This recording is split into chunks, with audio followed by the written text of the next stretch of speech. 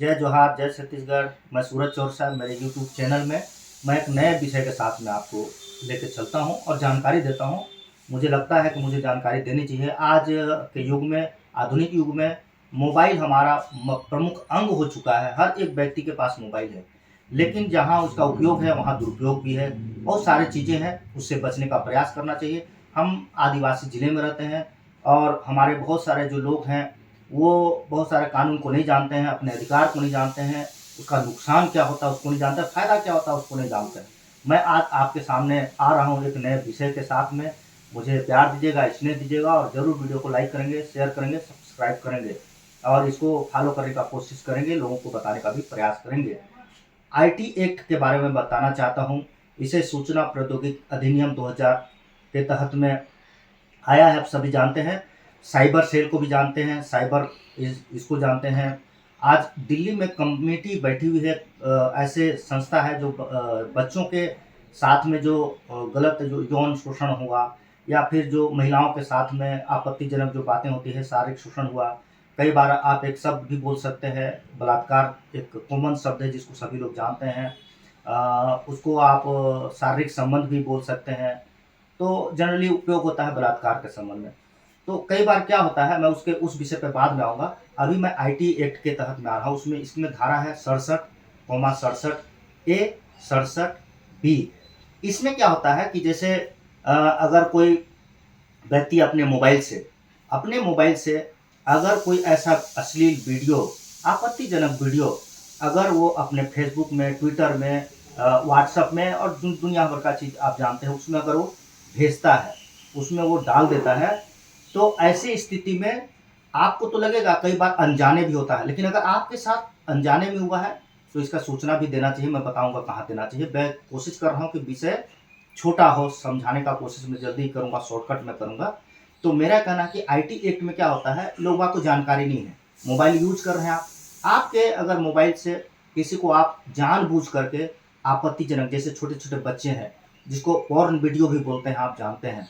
उस आपत्तिजनक वीडियो में अगर आप उसको अपलोड करते हैं अपने फेसबुक में या कहीं डालते हैं, जैसा कि मैंने बताया, ट्विटर वगैरह कहीं भी कुछ भी डालते हैं आप और अपने स्टेटस में डालते हैं, तो आपके खिलाफ में उक्त धारा पंजीबद्ध किया जाएगा।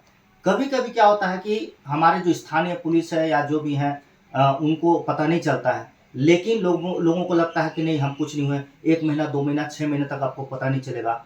अचानक कभी-कभी आता है, जैसे मेरे पास एक सम आया, हमारे पास कई बार ऐसा आता है कि 1 साल के बाद 2022 का मामला था, 2022 का मामला में अभी जो है जनवरी 28 तारीख को इसके खिलाफ में एफआईआर दर्ज हुआ है। अभी चल रहा है कितना, 2024 चल रहा है। आप सोचिए कि 2022 खत्म, 2023 खत्म, 2024 के जनवरी महीना में अचानक पुलिस उनको उठाती है और उनके खिलाफ में आईटी एक्ट के तहत जो मैंने धारा बताया, उस धारा के तहत में 67, 67 बी में अपराध दर्ज किया गया है और नॉन अवेलेबल है। ये इसमें 5 साल तक की सजा है और 10 लाख रुपए का जुर्माना है। अगर आप सजा अगर हो गया इसमें, तो कन्विक्ट हो जाते हैं, छूट जाते हैं तो कोई बात नहीं, लेकिन अगर मान लीजिए सजा हो जाता है आपको, तो आपको फिर दोबारा अगर ऐसा गलती करते हैं, वीडियो को अपलोड करते हैं, दूसरों को दिखाते हैं, तो दोबारा होने पर फिर 7 साल का फिर उसमें सजा है और 10 लाख रुपए का जुर्माना है। तो आप ऐसी गलती ना करें, अपलोड ना करें। इससे क्या होता है, इसमें जो बच्चे हैं उनका जो पोर्न वीडियो बना दी, जैसे मैंने कहा, महिलाएं हैं उनका आपत्तिजनक वीडियो को अपलोड करते हैं, सर्व हो जाता है, पूरे लिख देते हैं, उनके चरित्र का हनन होता है, काम वासना को जगाने का काम करते हैं। या आप ऐसे आपत्तिजनक फोटो है, चित्र है या अश्लील जो भी चीज़ें हैं, उनको अगर आप डालते हैं तो आपके विरुद्ध में धाराएं लगेंगी और आपको कोई नहीं बचा सकता, सीधा आप जेल जाएंगे।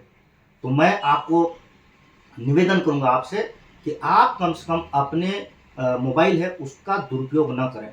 हाँ, कभी-कभी क्या होता है, बचने का प्रयास कीजिएगा। हमारे पास कैसा मामला आता है, कभी-कभी मोबाइल में हैक भी होता है। आपका नाम, आपका नंबर को हैक कर लिया जाएगा और आपसे बदला लेने के लिए या कोई अननोन व्यक्ति भी हो सकता है, वो आपका नंबर हैक करके कई बार पैसा माँगते हैं, देखते हैं कि मेरी स्थिति खराब हो गई, मुझे पैसा दीजिए। आपको अकाउंट नंबर दे देंगे, आप पैसा दे रहे हैं, पता चला कि आप ठगे जा रहे हैं। उस व्यक्ति को बाद में पता चलता है, सम्मानित व्यक्ति को, कि उसके नाम से उसका नंबर और नाम को हैक करके और पैसा दूसरे को ले रहे हैं।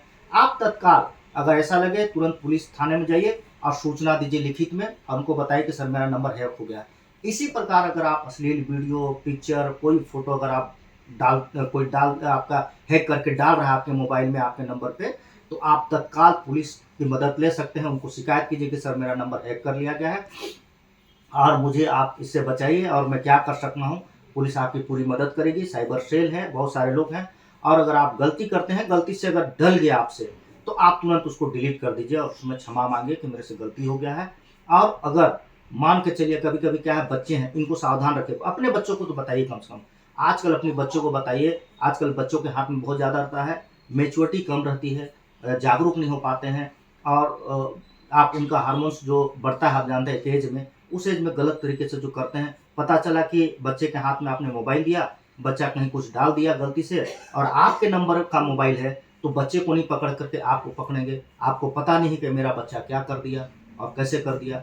तो सोचिए, आपका मान सम्मान प्रतिष्ठा, आप तत्काल जेल जाएंगे, कोई नहीं रोक सकता है जेल जाने से। तो ऐसी स्थिति में आप जो है ऐसे गलतियों से बचने का प्रयास कीजिए। मैं चाहूँगा, ये बहुत बड़ी एक ज़िम्मेदारी है हम लोगों की, ठेस ना पहुँचे, आपको आर्थिक रूप से नुकसान ना हो, ये सब बचाने का हम प्रयास करेंगे। अगर आपको और ज़्यादा डिटेल्स लेना है, तो उसमें गूगल में आप जाएँगे और उसमें गूगल में जा कर के आप उसमें लिखिएगा IT एक्ट 67, 67A, 67B, ऐसे गूगल में सर्च करेंगे, आपको पूरी जानकारी उसमें मिल जाएगी। मेरा ऐसा सुझाव है, अगर आपके ऊपर गलती से अगर कोई ऐसा करता है या आपसे हो जाता है, तो आप पुलिस का सहायता लीजिए, मदद लीजिए और आप कम से कम समाज को गलत रास्ते में जाने से बचाइए। ऐसे वीडियो से आपको बचना चाहिए और हमको इनके खिलाफ में गलत मैसेज है। चलिए अगले वीडियो में फिर मैं आऊँगा अगले धारा के साथ में, धाराओं के बारे में बताऊँगा आपको।